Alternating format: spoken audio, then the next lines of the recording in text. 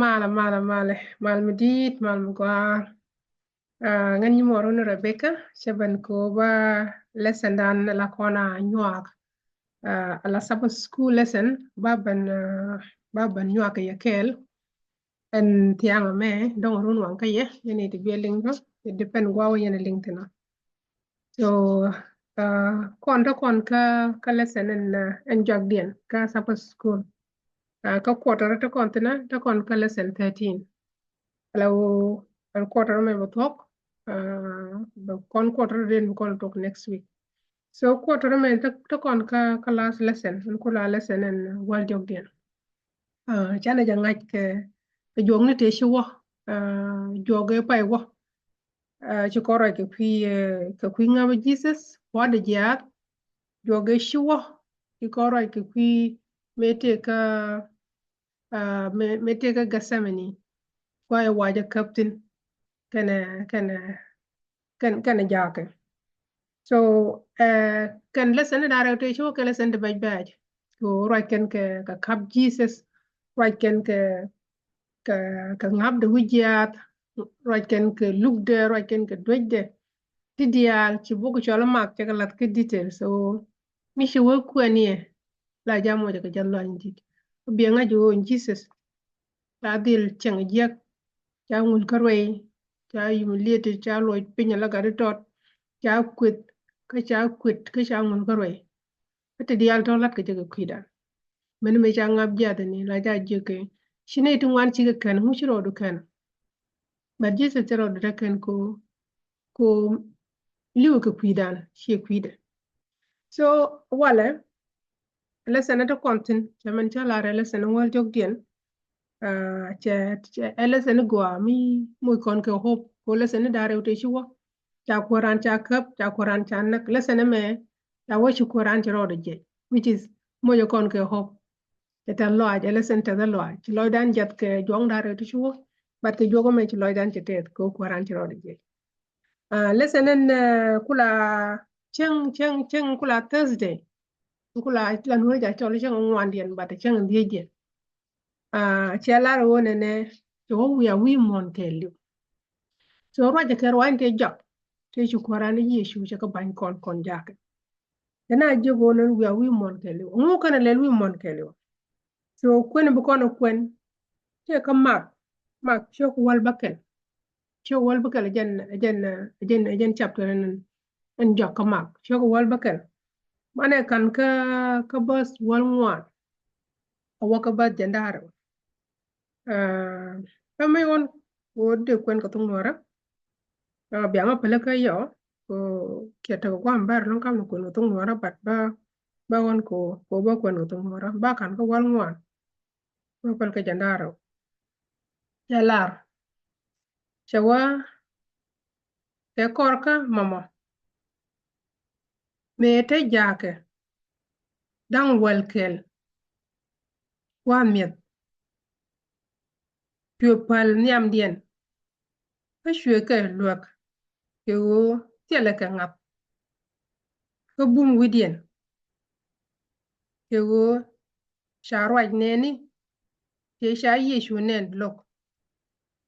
me shero jelit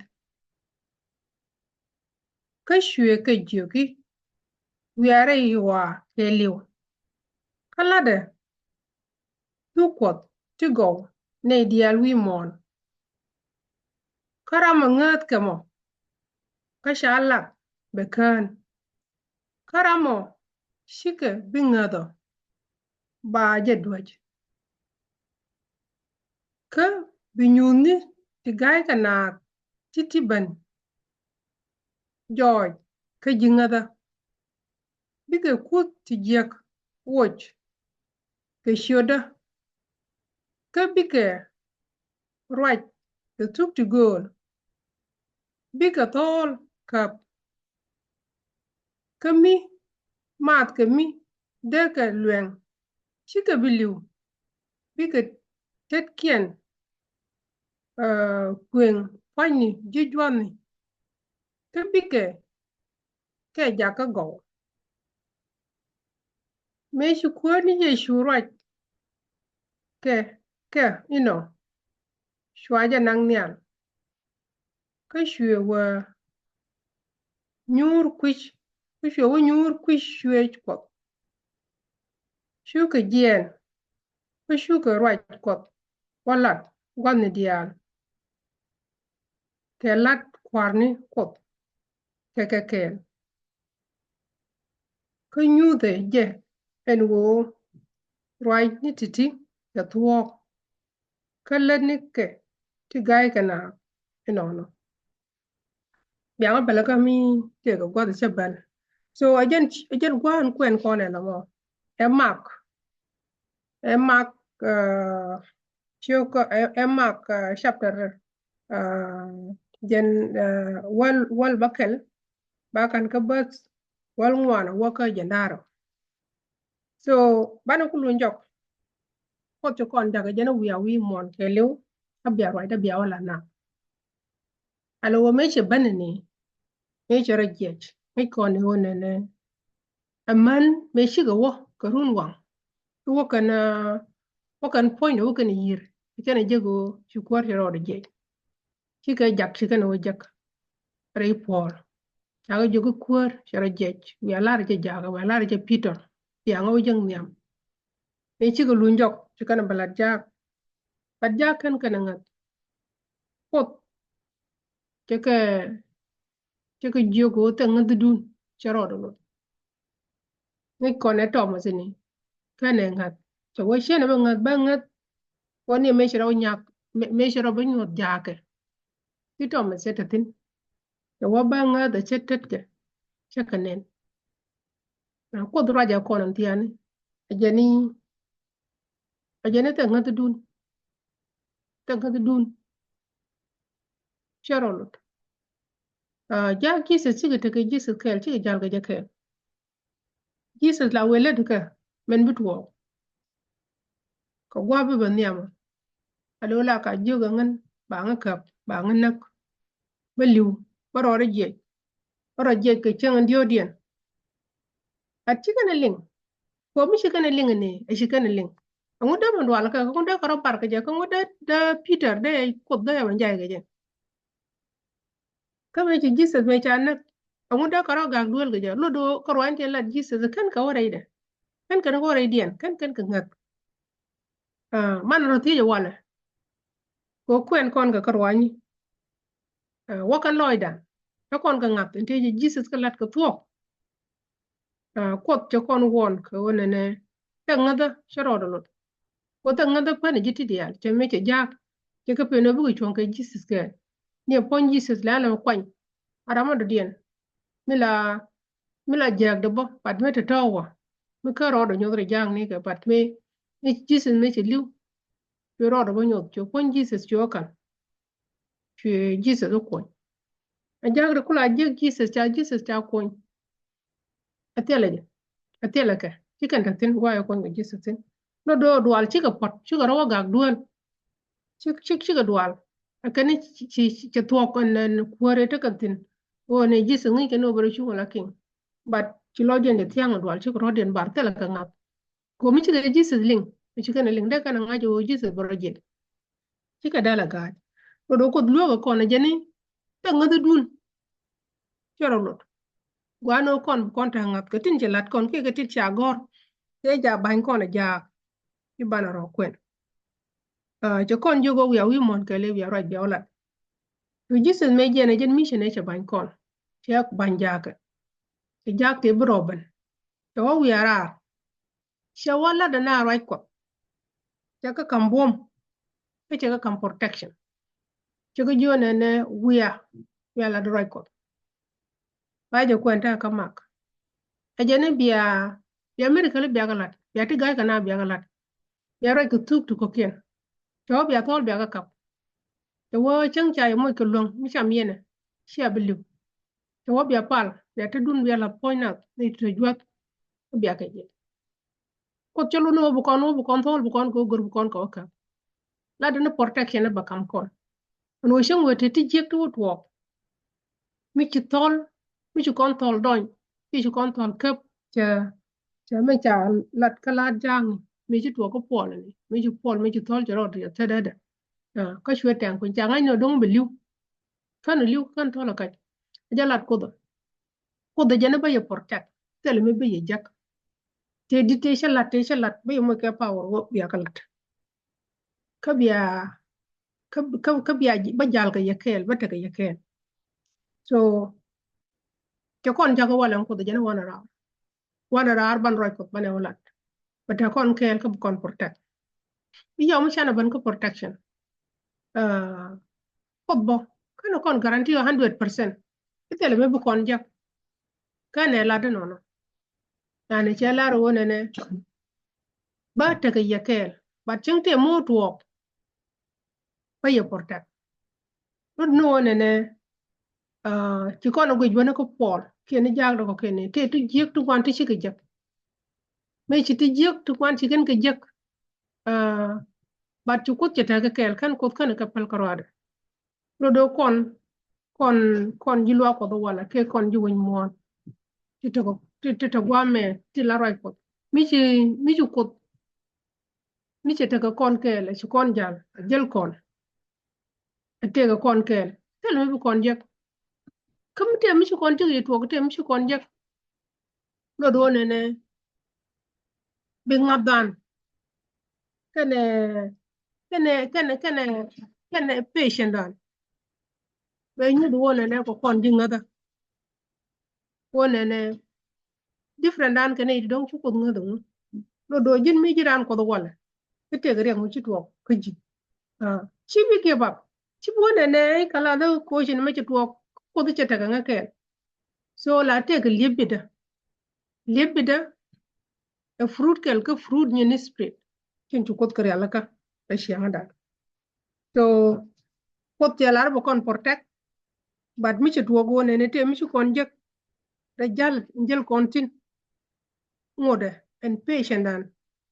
ene wona ne liebede dan be nyudo wona ne ko kon jukot ko kon dinga Jesus te ga che jukwara che ko jogo ne biawo biana wala roy ko ne tin ci dinga ya ka lak ishoda che wona de ken roy de ken nga ke ka roy dun nga ba ko kondam me chawo men we ni al ci jaga ci kana go chawo ni al ci kana nen alo chawo ni al e wi kana ni al ba ci jak ci jakot ci ban ci ga jongu lel yena wana me daga jo Jesus gu yena we ni ala ba lu njoko jël bu njoko man so mesi ko kon ka jen chang me wala mesi jen wo kon bana orar bara roy ko bana wala ko borar ko bi wala du guro roy ko bi nga ci jaga ne ci ta kel ge Jesus ci kana nga ci kana nga de go ci kana nga mi de kalti la de ka tin ci ga jal ka jakel ko runti jendiyo ci kan Jesus ci kana nga ka nyot power ka kam Holy Spirit tumde ngel ka ke do kon mo kon rar ngo gur kon tools bi jal ko kon tool bi jal kon roy ko ala o bay bulan bana je kwen ko bata ko sento wanto banyam ke Jesus nga ka bata ka balunjo ko nei ka ko shalado ti al tan bana kulungo bana ka respond ko bana Jesus bana nga Jesus bu ko na shi ko roy de shi kon da longa nang ne rar but guro Jesus bu ko na nga ko ne bu ko roy de bu ko na kulu longa nang rar ka ngi roy no ko bu ko na lat ka jen ma let ko na me ala wo bana roy ni ke bana ka lat bana roy ni ka bana ka lat chala de la kon ka lat ke dem so mit to kon ke suppose school lesson emu go amela kon ngi ko ne bana roy ni kon bana roy ni ko bana ka kwen ka bana ka ling ko di kwen ko ro bo but and suppose school lesson me loko kon ka tungwan loko kon ko mo yo kon ka ban roy ko bana ngaj so go roy ko bana ngaj la kon bana ngaj bana ro yalla ka je wone ne bana warar bana roi ko bana jawalat so jena ngor ko do ko kon mi tel roi ko mi tel ida chu kono do lon kan ngra tel mi do kono lo bat goro wone ne bana roi ko bana ngai bana bible an bana kwen bana character ci fruit spirit bana tekeke libida bata ko kon ala wone ne bana warar bana roi ko bana walat promise ju ko da lat kon ci ala wone ne biya kalat ke ti dial tini but bete ke yekel until then a man pak taka bete ke yekel Jesus kan elaro ba kon ban pingro ya laro bete ko kon ke no do tel me da dwalo kon a promise ni promise ke jaka ke ja promise ko kon an wonne ne kon jo yarar wala right ko bete ke yekel man muwaben ko te taka ban ana janga ke ti dial te nyunu tu kwan long ti joda no ko te taka ban min mo do kon tene wala te tu ngwan te to me wi jiro do aran yu ko ngono to to ta ta ndo ngwan te ten san ku to ko re te ten family chicken ngaw dang na litu ngwan boka gad nyin tian lu kan te nyir te ten te dilo ai te ten te dial don ka sai ni nyin gudo wa te dong nyono wo an win mo na me che bo ngot ko gwa ba re chen wo ngot wo bi ji da woni nyen ke dit to do ai time mo ba do right ko ba na nang niam o ba nga jo tele shelter tele gwa mi te ke safety tele gwa mi ba na ro gang tin ke ba ro giltin anu ko ko wada o do time mo ko no right ko bo rar ba no wo wi mon ke liu chi kon nang jo wi mon but wi mon ke liu ba na nang ba na la na woni ni Jesus che ban ke kuidan che jal wi mon ko rundi jendiok cha nak che ro jelis che la ro ba wa de ba nang rar ko ra mo je ngat ba lap ko che bilu ba kan ba ra mi che ngat bilu tela kan be je wa ji loy dan ten ko ba ta ka kon ke ani no no gwa ya ta man bye